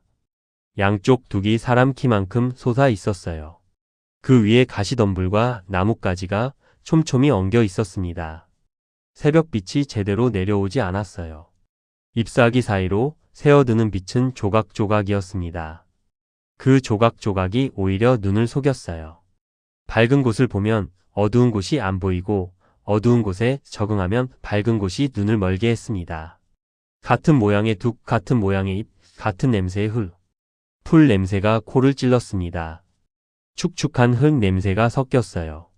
어디선가 꽃 냄새도 났습니다. 평화로운 냄새였지만 이곳은 방향 감각이 둔해지는 미로이자 전장이었습니다. 벤더보트는 들것 위에서 몸을 조금 일으켰어요. 발목은 여전히 부목에 묶여 있었습니다. 심장이 뛸 때마다 욱신욱신 통증이 올라왔어요. 하지만 그는 통증을 얼굴에 드러내지 않았습니다. 그는 고개를 낮추고 손짓만 크게 썼어요. 손짓은 어둠 속에서 말보다 덜 위험했습니다. 그는 앞쪽 정찰병에게 멈춤 신호를 보내며 손을 들어 주먹을 쥐었어요. 뒤쪽 기관총 팀에게는 대기 신호를 보내며 손을 아래로 내려 손바닥을 펼쳤습니다. 그리고 소대장에게는 좌측 우회 신호를 보내며 손가락으로 왼쪽을 가리키고 원을 그렸어요. 말 한마디 없이도 부대가 움직이는 순간 그들은 흩어진 사람들이 아니라 다시 부대가 되었습니다. 손짓 하나가 10마디 명령을 대신했어요. 수없이 반복한 훈련이 손짓을 언어로 만들었습니다. 한 병사가 숨을 죽인 채 앞으로 기어가다 손을 들었어요. 멈춤 신호였습니다. 주먹을 쥔 손이 공중에 멈춰 있었어요.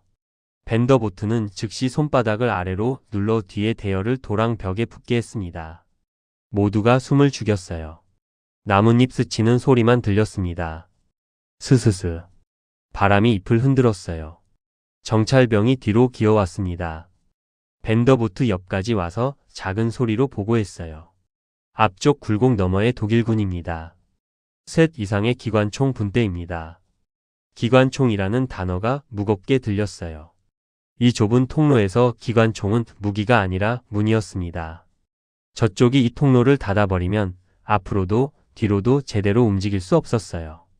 기관총 하나가 통로 전체를 장악합니다. 좁은 해지로의 길에서 기관총은 무적이었어요. 벤더보트는 눈을 크게 뜨지 않았습니다. 그는 들것 위에서 손가락으로 흙바닥에 선을 그었어요. 축축한 흙이 손가락을 따라 밀렸습니다. 여기가 우리야. 여기가 통로. 여기서 굽어. 그 너머의 적. 손가락이 흙 위에 지도를 그렸어요. 통로가 굽는 지점, 둑이 낮아 보이는 모서리, 그리고 그 모서리를 돌아 들어가면 기관총이 정면이 아니라 옆으로 보일 지점. 그는 소대장에게 작은 소리로 말했습니다. 일부만 정면을 돌파하는 것처럼 공격한다. 나머지는 전부 옆으로 돌아간다. 길게 싸우면 지는 거다. 소대장이 고개를 끄덕였습니다. 그도 알았어요. 손짓으로 순서를 잘라 보냈습니다. 병사들에게 전달됐어요. 첫째, 정면 화력으로 적이 고개를 들지 못하게 만들 것. 우리 쪽을 못 보도록 적을 압박한다. 둘째, 2명은 두개 끝을 찾아 측면으로 돌아갈 것. 둑이 낮아지는 곳을 찾아서 넘어가 적의 측면을 공격한다. 셋째, 기관총은 사격은 범위를 좁혀 정확히 사격한다. 탄약을 아껴야 한다. 병사들이 위치를 잡았습니다. 소리 없이 움직였어요. 몸을 낮추고 기어가고 2개 붙었습니다. 정면의 병력이 몸을 더 낮추고 총구를 굴곡 쪽에 고정했어요. 숨을 고르고 기다렸습니다. 밴더보트에 손이 올라갔어요. 모두가 그 손을 봤습니다. 그리고 손이 내려갔어요. 독일군 정면을 향한 첫 사격이 울렸습니다. 타다닥, 타다닥. 짧은 사격은 독일군이 고개를 들기만 하면 흙이 튀게 만들었습니다. 총알이 둑을 때렸어요. 퍽, 퍽. 흙이 튀었습니다. 독일군이 고개를 숙이며 숨었어요. 독일군의 기관총이 정면만 신경 쓰게 만들었습니다. 그동안 2명이 도랑을 따라 뒤로 빠졌습니다. 팔꿈치로 밀고 무릎으로 당기며 은밀하고 신속하게 움직였어요. 둑이 낮아지는 모서리를 찾아 돌아 들어갔습니다. 잎사귀가 찢기는 소리가 날까 봐 손으로 잎을 벌리며 기어갔어요. 가시에 손등이 긁혀 피가 났지만 소리를 내지 않았습니다. 그리고 밴더보트가 손바닥을 앞으로 밀었습니다. 정면에 집중된 사격이 이번에는 길게 울렸어요. 타다닥. 독일군이 고개를 숙이는 그 틈에 측면까지 침투한 공수 부대원이 몸을 일으켰습니다. 그는 흑뚝 뒤 독일군의 기관총 자리 옆을 향해 미끄러지듯 던졌어요. 수류탄이 땅 위를 굴러갔습니다. 쾅! 폭발은 크지 않았지만 좁은 통로에서는 충분했어요. 독일군이 쓰러지며 기관총이 옆으로 꺾였습니다. 통로를 향한 기관총 공격이 멈췄습니다. 그 사이 병사들이 굴곡을 돌아 들어갔습니다. 빠르게 움직였어요. 그리고 사격이 이어졌습니다. 탕, 탕. 정확한 사격에 독일군 셋이 모두 쓰러졌습니다.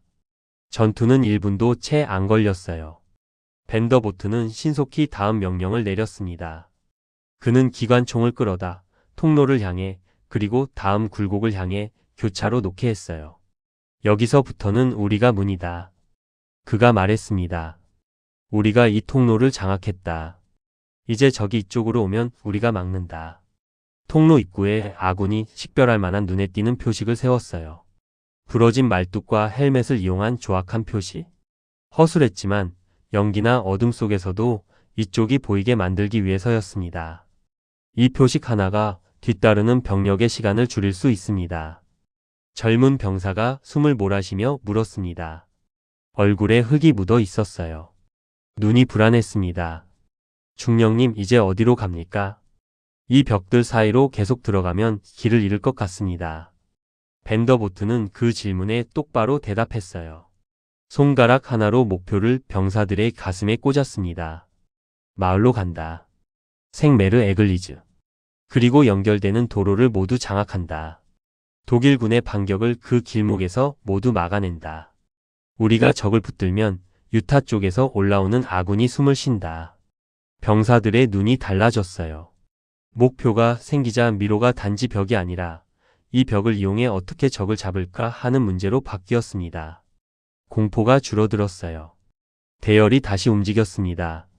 셋씩 넷씩 쪽에서 작은 무리로 나뉘어 서로 엄호하며 전진했어요. 앞 무리가 멈추면 뒤 무리도 멈추고 앞 무리가 움직이면 뒤 무리도 움직였습니다. 다음 통로에서 무릉덩이가 첨벙거리는 소리가 났습니다. 모두 숨을 멈췄어요. 무릉덩이를 넘어서 군화 소리가 점점 접근했어요. 철벅, 철벅. 규칙적인 발걸음. 한 명이 아니었습니다. 여럿이었어요. 아군인가? 적군인가? 밴더보트가 손짓으로 병사들을 멈추게 했습니다. 모두 2개 붙었어요. 총구를 소리가 나는 방향으로 돌렸습니다. 한 병사가 주머니에서 작은 금속 도구를 꺼냈어요. 귀뚜라미 신호기였습니다. 공수부대가 사용하는 암호 도구. 딸까? 귀뚜라미 우는 소리 같은 작은 소리가 났어요. 대답이 없었습니다. 정적 속에 긴장이 흘렀어요. 모두의 손가락이 방아쇠에 닿았어요. 조금만 더 다가오면 쏩니다. 여전히 신호기의 소리는 없었습니다. 정적이 흘렀어요. 심장이 빠르게 뛰었습니다. 1초가 1분처럼 느껴졌어요. 하지만 그때 웅덩이 쪽에서 목소리가 들려왔습니다. 썬더. 암구호였습니다. 연합군만 아는 단어. 적은 아직 모를 겁니다. 플래시? 밴더보트의 부하장교가 대답했습니다. 아군들이었습니다. 병사들의 어깨에서 긴장이 빠지고 숨을 내쉬는 소리가 들렸어요. 굴곡을 돌아 나타난 것은 다른 공수부대의 소대였어요. 그들도 해지로를 뚫고 오고 있었습니다. 얼굴에 검은 칠을 한 채 지치고 더럽고 피곤한 모습이었어요. 군복이 찢어져 있었습니다. 피가 묻어 있었어요. 어디서 왔나? 밴더보트가 물었어요. 북쪽에서요. 마을 쪽으로 가는 중입니다. 좋다. 같이 간다. 두 부대가 합류했습니다. 숫자가 늘어나자 공기가 달라졌어요. 혼자보다 둘이 둘보다는 여럿이. 숫자는 용기가 됩니다. 어깨를 나란히 할 동료가 있으면 덜 무섭습니다. 이제 드디어 해지로를 거의 벗어났습니다. 저 멀리 목표 마을인 생메르 에글리즈가 보였습니다. 하지만 마을이 가까워질수록 총성이 달라졌어요. 멀리서 들리는 소리가 아니라 바로 옆 벽에서 튀는 소리가 되었습니다. 탕, 핑, 총알이 돌에 맞는 소리. 창문이 있는 집들이 보이기 시작했어요. 돌로 지은 집들, 슬레이트 지붕. 노르망디의 농가들이었습니다. 교회 종탑의 실루엣이 새벽 하늘에 걸렸어요. 뾰족한 첨탑, 검은 실루엣. 종탑은 길잡이처럼 보이지만 동시에 표식이기도 합니다. 표식은 적에게도 똑같이 보였습니다. 저기가 마을이구나. 밴더보트는 종탑을 올려다보지 않았어요. 저격수가 있을 수 있으니까요. 그는 대신 종탑 아래로 이어지는 도로와 골목의 입구만 보았습니다. 독일군이 반격해 내려올 만한 길목에 기관총팀을 배치했어요. 길 끝이 보이는 곳, 적이 오면 먼저 보이는 곳. 소총수들을 둑 뒤에 얇게 펼쳤습니다. 얇게 펼친다는 건 한 번에 뚫릴 위험이 있다는 뜻이기도 했어요. 한 곳이 뚫리면 전체가 무너질 수 있습니다. 그래서 밴더보트는 서로가 서로를 볼 수 있는 거리로, 서로의 사각을 메우는 거리로 방어선을 펼쳤습니다. 그렇게 빈틈이 줄였습니다. 이제 해지로를 사이로 독일군 정찰조가 계속 나타났습니다. 자신감이 있었습니다. 이 마을은 원래 우리 거라는 태도였습니다. 하지만 이번엔 밴더보트 쪽이 먼저 길을 알고 있었어요. 해지로를 미로로 만드는 건 벽이 아니라 모서리입니다. 굴곡 꺾이는 지점. 그래서 밴더보트는 모든 모서리를 먼저 잡아두었어요. 독일군이 굴곡을 돌아 들어오는 순간마다 준비된 병력이 단번에 제압했습니다. 탕, 탕. 짧고 정확한 사격. 적이 뭘 볼 새도 없이 끝났어요. 이렇게 소대 단위의 작은 전투는 끊임없이 반복됐습니다. 하지만 작은 전투가 반복될수록 병사들의 손은 덜 떨렸어요. 병사들의 일부는 처음에 방아쇠를 당기는 것조차 두려웠습니다. 내가 사람을 쏜다고. 하지만 반복하면 몸이 기억합니다. 공포는 사라지지 않아도 공포 속에서 움직이는 법을 배웁니다. 그리고 마침내 그 작은 전투들이 시간을 만들었어요. 유타 해변 쪽에서 올라오는 병력이 조금씩 연결되었습니다. 마을을 지키는 선이 두꺼워졌습니다. 이렇게 밴더보트의 생메르 에글리즈는 단숨에 점령된 게 아니었습니다. 밤과 새벽에 연속된 전투들 속에서 사수되었어요. 길목을 붙들고 골목의 입구를 막고 해지로의 모서리마다 작은 승리를 쌓아 올려 결국 마을이 연합군 진격의 발판이 되도록 만들었습니다. 밴더보트는 들것 위에서 마을을 바라봤어요. 종탑이 새벽 하늘에 서 있었습니다. 아직 총성이 들렸어요. 멀리서 가끔. 아직 끝나지 않았습니다. 하지만 여기까지 왔어요. 발목에 통증이 다시 올라왔습니다. 심장이 뛸 때마다 욱신거렸어요. 그는 이를 악물었습니다. 아직 쓰러질 때가 아닙니다. 7장. 각자의 시간. 같은 시각, 서로 다른 장소에서 서로 다른 시간이 흘렀습니다. 시계의 바늘은 똑같이 움직였지만 그 시간을 겪는 사람들의 마음은 달랐어요. 누군가에게 1분은 1시간처럼 길었고 누군가에게 1시간은 1분처럼 짧았습니다. 생메르 에글리지에서는 벤더보트의 병사들이 마을을 사수하고 있었습니다. 오늘도 독일군의 반격이 한 차례 더 있었습니다. 북쪽 도로에서 병력을 실은 트럭 2대가 먼지를 일으키며 달려왔어요. 하지만 마을 입구에서 좀 떨어져서 매복하던 공수 부대의 기관총이 그들을 막았습니다. 타다다다닥. 첫 번째 트럭의 앞유리가 산산조각 나며 운전수가 쓰러졌어요. 트럭이 도로를 벗어나 둑에 처박혔습니다. 쿵. 둔탁한 소리. 두 번째 트럭은 급히 후진하며 타이어가 비명을 질렀어요. 끼익. 그리고 먼지만 남기고 사라졌습니다. 벤더보트는 들것 위에서 트럭이 사라지고 도로 끝에서 먼지가 가라앉는 것을 지켜봤어요. 그는 보고를 받으며 고개를 끄덕였습니다. 전쟁은 이제 시작입니다. 내일은 알 수 없지만 지금은 또 마을을 지켰습니다. 병사들이 마을 곳곳에 흩어져 방어선을 정비했어요. 창문에 모래주머니를 쌓고 문 앞에 바리케이드를 만들고 농가의 돌담을 엄폐물로 삼았습니다. 마을이 허술하지만 없는 것보다는 나은 요새가 되어갔어요. 한 병사가 우물에서 물을 길어왔습니다. 병사들이 돌아가며 물을 마셨습니다. 전투 중에는 갈증도 잊고 있다가 끝나고 나서야 목이 마르다는 것을 알았어요. 어떤 병사는 등을 벽에 기대고 잠깐 눈을 감았습니다. 깊이 잠들면 안 되지만 눈을 감고 숨을 고르는 것만으로도 몸이 조금 회복됐어요. 벤더보트는 발목을 내려다봤습니다. 부목이 단단히 묶여 있었고 여전히 고통스러웠습니다. 그는 발목 대신 마을을 바라봤습니다. 연합군 표시가 걸린 종탑이 하늘 높이 서 있었어요. 아직 수없이 많은 프랑스 마을에 독일 깃발이 걸려 있었지만 곧 바뀔 겁니다. 전세가 기울면 깃발도 바뀝니다. 그 시각 독일군 사령부에서는 다른 종류의 시간이 흐르고 있었습니다. 혼란의 시간, 결정을 미루는 시간, 기회가 사라지는 시간. 보고가 쏟아져 들어왔어요. 오마하에서 연합군이 해변을 벗어났다는 보고, 페가수스 다리를 탈환하지 못했다는 보고, 생메르 에글리즈가 적의 손에 넘어갔다는 보고. 전선 곳곳에서 안 좋은 소식이 들어왔습니다. 장군들이 지도 앞에 모였어요. 지도 위에는 적의 진출 지점을 나타내는 붉은 표시들이 늘어나고 있었습니다. 점점 늘어나는 붉은 점들이 불길한 빛깔로 빛났어요. 기갑사단을 투입해야 합니다. 한 참모가 다급한 목소리로 말했어요. 탱크를 보내 해변에 상륙한 적을 밀어내야 합니다. 지금 보내면 아직 늦지 않았습니다. 하지만 다른 장군이 고개를 저었어요. 총통의 승인이 필요합니다. 기갑사단은 총통 직할입니다. 서류가 오가고 전화가 걸려왔다 끊어지고 보고서가 작성되고 수정되었습니다. 시간이 흘렀어요. 1시간, 2시간, 3시간. 결정은 내려지지 않았습니다.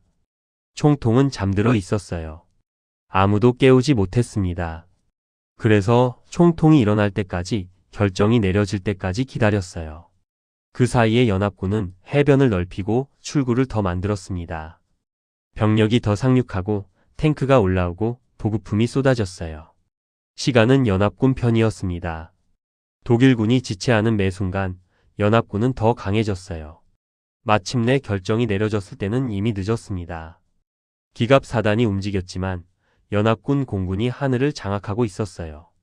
도로를 따라 내려오던 탱크가 폭격을 맞아 불에 타고 멈추면서 도로가 막혔습니다. 독일군 사령부에서는 지도 위에 붉은 점들이 점점 늘어나는 것을 지켜볼 수밖에 없었어요.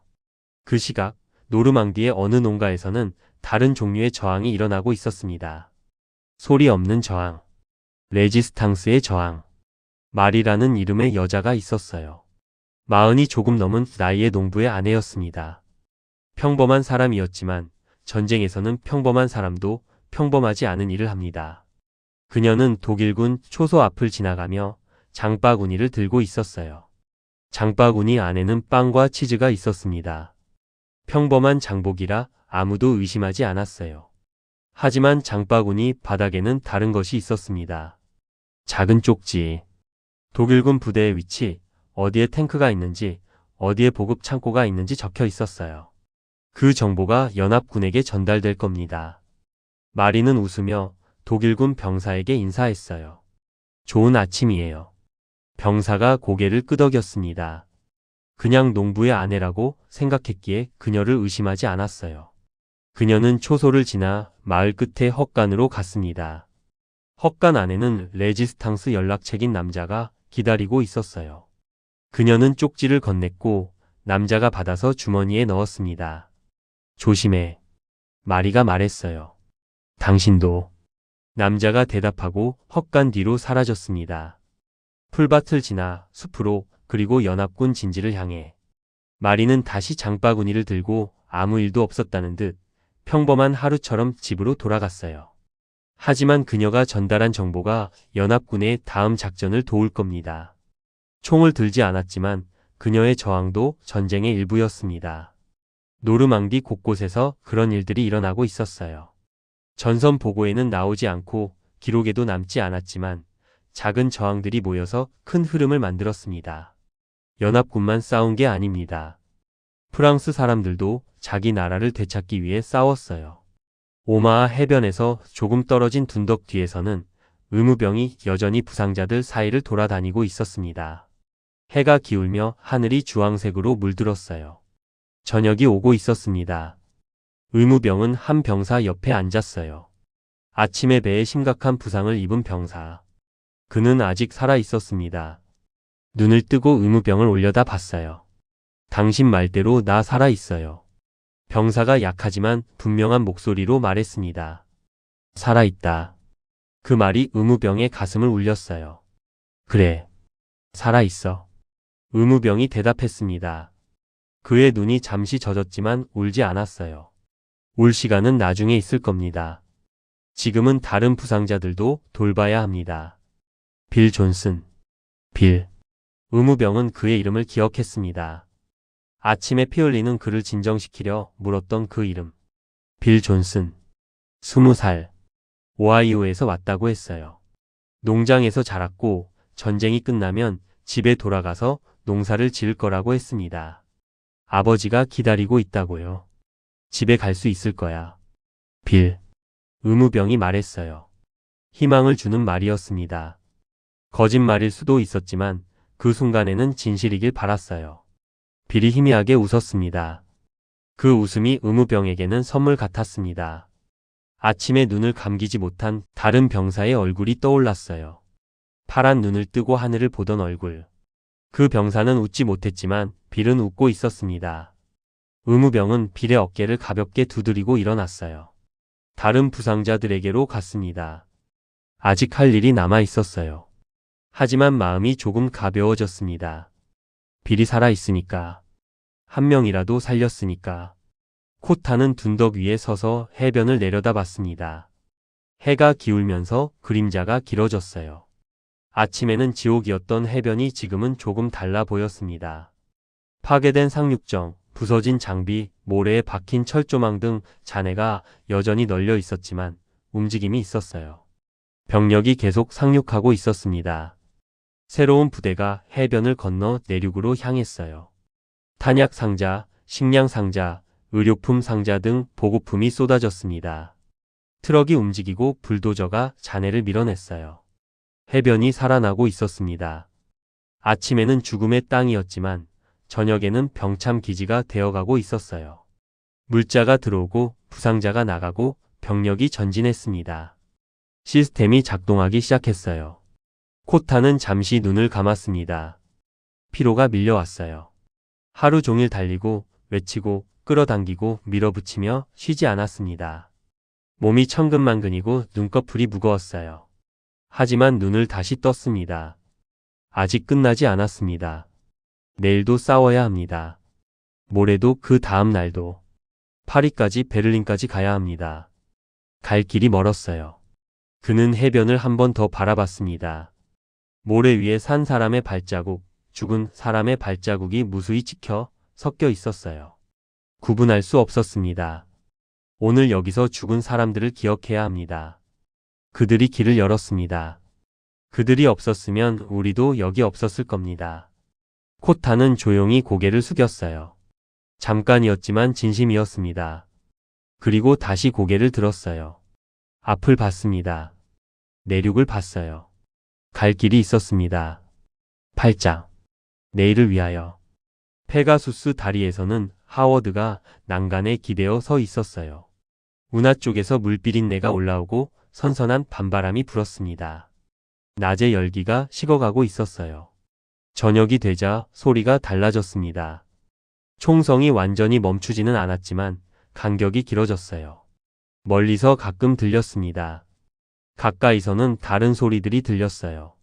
삽으로 흙을 파는 소리, 병사들이 밤을 대비해 참호를 파는 소리, 물통이 기울어지는 소리, 철벅, 목마른 병사들이 물을 마시는 소리, 신음소리, 부상자들이 고통을 참으며 내는 낮은 신음, 그리고 가끔 살아있다는 안도의 웃음소리. 짧고 작았지만 그래도 웃음이었습니다. 하워드는 다리를 바라봤습니다. 탄피가 바닥에 널려 있고 피가 돌틈에 스며들어 있고 폭발의 잔해가 여기저기에 있었어요. 며칠간의 전투의 흔적 그대로였습니다. 하지만 다리는 서 있었어요. 무너지지 않았습니다. 그 위에 아군이 서 있고 적은 물러갔어요. 목표를 달성했습니다. 하워드는 생각했어요. 오늘 여기서 무슨 일이 있었는지 나중에 사람들이 알까. 몇십 명의 병사가 다리 하나를 지키기 위해 밤새 싸웠다는 것을, 탄약이 떨어져 가면서도 버텼다는 것을, 동료가 옆에서 죽어가는 것을 보면서도 총을 놓지 않았다는 것을. 아마 기록에는 간단히 적힐 겁니다. 페가수스 다리 확보. 그 한 줄. 하지만 그 한 줄 뒤에는 수많은 이야기와 목숨과 공포와 용기가 있었어요. 7공수 부대의 장교가 다가왔습니다. 함께 싸웠던 그 젊은 장교. 지쳐 보였지만 눈은 또렷했어요. 내일은 어떻게 됩니까? 장교가 물었습니다. 하워드는 잠시 생각했어요. 내일이라. 또 싸워야겠지. 독일군이 더 많은 병력으로, 더 큰 힘으로 다시 오겠지. 오늘보다 더 힘들 수도 있고. 하지만 우리도 내일 여기 있을 거다. 하워드가 말했습니다. 그리고 모레도. 그 다음 날도. 장교가 고개를 끄덕였어요. 충분했습니다. 내일도 여기 있겠다. 그것이 서로에 대한 약속이자 다짐이었습니다. 생메르 에글리지에서는 벤더보트가 농가 벽에 기대어 앉아 있었어요. 들것에서 내려서 땅에 앉았습니다. 발목이 아팠지만 누워있는 것보다는 앉아서 주변을 볼 수 있는 게 나았어요. 병사들이 2시간씩 교대하며 돌아가며 보초를 섰습니다. 쉬는 병사들은 벽에 기대거나 바닥에 누워 눈을 감았어요. 언제 적이 올지 몰라 깊이 잠들지는 못했지만 눈을 감고 쉬는 것만으로도 좋았습니다. 벤더보트는 하늘을 올려다 봤어요. 별이 반짝이는 맑은 밤이었습니다. 어제 이 시간에는 비행기 안에서 창밖으로 같은 별을 봤어요. 하지만 모든 게 달라졌습니다. 어제는 하늘에서 내려다 봤고 오늘은 땅에서 올려다 봤어요. 어제는 미지의 전장으로 향하고 있었고 오늘은 그 전장의 한가운데에 있었습니다. 어제는 무사히 내려갈 수 있을지 걱정했고 오늘은 발목이 부러진 채로 앉아 있었어요. 벤더보트는 부목을 내려다 봤습니다. 피가 배어든 붕대, 욱신거리는 통증. 이 발목이 언제 나을지 어쩌면 평생 절뚝거릴지도 몰랐어요. 어제 오늘 수많은 병사들이 희생되었습니다. 그에 비하면 발목쯤이야. 젊은 장교가 다가왔어요. 아까 해지로에서 함께 싸웠던 그 병사. 중령님 괜찮으십니까? 벤더보트는 고개를 끄덕였습니다. 괜찮다. 자네는? 저도 괜찮습니다. 병사가 대답했어요. 하지만 그의 눈은 괜찮지 않았습니다. 피로와 두려움이 섞여 있었어요. 오늘 처음 보고 처음 겪는 많은 것들이 눈에 남아 있었습니다. 벤더보트는 그 눈을 알아봤어요. 자신도 처음 전투를 겪었을 때 그런 눈이었습니다. 시간이 지나면 나아집니다. 완전히 사라지지는 않지만 견딜 수 있게 됩니다. 오늘 잘 싸웠다. 벤더보트가 말했어요. 내일도 잘 싸울 거야. 병사가 고개를 끄덕였습니다. 그 말이 위로가 됐는지 눈빛이 조금 편안해졌습니다. 지휘관이 인정해줬다는 것만으로도 힘이 됐습니다. 오마하 해변 위 둔덕에서는 코타가 병사들과 함께 앉아 있었어요. 불빛이 적에게 위치를 알려주므로 모닥불을 피우지는 않았습니다. 대신 어둠 속에서 옹기종기 모여 앉았어요. 누군가가 담배를 나눴습니다. 불을 붙일 때는 불빛이 새어나가지 않게 손으로 가렸어요. 연기가 피어오르며 집 생각이 나는 익숙한 담배 냄새가 났습니다. 코타는 담배를 받지 않았어요. 대신 병사들을 바라봤습니다. 지친 얼굴, 더러운 군복, 충혈된 눈. 하지만 살아있는 얼굴들이었어요. 한 병사가 물었어요. 대령님, 우리 언제 집에 갑니까? 코타는 씁쓸하게 웃었습니다. 글쎄다. 파리 먼저 가야지. 파리 가본 적 있나? 아니요. 병사가 대답했습니다. 그럼 좋은 기회네. 구경 좀 하고 가자. 병사가 웃었어요. 다른 병사들도 웃었습니다. 짧은 웃음이었지만 분위기가 조금 풀렸어요. 전쟁 중에도 웃을 수 있었습니다. 아니, 전쟁 중이니까 웃어야 했어요. 안 웃으면 미칩니다. 코타는 내륙 방향을 바라봤습니다. 어둠 속에 들판이 펼쳐져 있었어요. 해지로의 실루엣이 보이고 보이지 않아도 그 너머에 마을이 있고 도시가 있고 파리가 있었습니다. 갈 길이 멀었어요. 하지만 첫걸음은 뗐습니다. 오늘 해변을 벗어났어요. 내일은 더 들어가고 모레는 더 멀리. 그렇게 한 걸음씩 가면 언젠가는 도착합니다. 내일도 움직이면 어떻게든 길은 열린다. 코타가 잠잠한 목소리로 말했습니다. 오늘을 바탕으로 한 확신이 담겨 있었어요. 병사들이 고개를 끄덕였습니다. 그 말을 믿고 싶었어요. 내일도 움직이면 길은 열린다. 그것이 희망이었습니다. 동쪽 하늘이 밝아오기 시작했어요. 검은 하늘이 남색으로, 남색이 보라색으로, 보라색이 분홍색으로 바뀌었습니다. 새벽이 오고 있었어요. 새들이 울기 시작했습니다. 짹짹, 짹짹. 평화로운 소리였어요. 전쟁이 없었던 것처럼. 새들은 전쟁을 모릅니다. 페가수스 다리에서는 운하물이 새벽빛에 은빛으로 반짝였어요. 생메르 에글리지에서는 종탑이 새벽 하늘에 서 있었어요. 종이 울리지는 않았지만 동쪽에서 햇살이 닿으며 첨탑이 빛나기 시작했습니다. 오마하 해변에서는 파도가 어제처럼 오늘도 내일도 밀려왔다 밀려갔어요. 이렇게 가장 긴 하루가 끝났습니다. 디데이 1944년 6월 6일 역사상 가장 큰 상륙작전. 수만 명의 병사가 바다를 건너 해안에 상륙했어요. 수천 명이 죽거나 다쳤습니다. 하지만 그들은 해안을 확보하고 발판을 마련했어요. 이제 시작입니다. 유럽 해방을 향한 긴 여정의 시작. 오늘 흘린 피가 그 길을 열었어요. 하워드는 다리 위에서, 벤더보트는 마을에서, 코타는 둔덕 위에서 같은 해를 봤습니다. 서로 다른 장소에서 같은 새벽을 맞았어요. 전쟁은 계속됩니다. 내일도 모레도 그 다음 날도 싸워야 합니다. 하지만 오늘을 버텨냈습니다. 해가 떠오르자 피로하고 더럽지만 살아있는 병사들의 얼굴에 따뜻한 빛이 닿았습니다. 이제 해방을 향한 새로운 하루가 시작됐습니다. 역사상 가장 큰 작전이 있었던 가장 긴 하루. 그날의 사람들은 각자의 자리에서 자신의 몫을 해냈습니다. 해변에서, 다리 위에서, 해지로 사이에서. 그들이 버텨냈기에 오늘의 우리가 있습니다. 지금까지 황혼 추억극장이었습니다. 다시 한번 구독과 좋아요 부탁드립니다. 끝까지 청취해 주셔서 고맙습니다.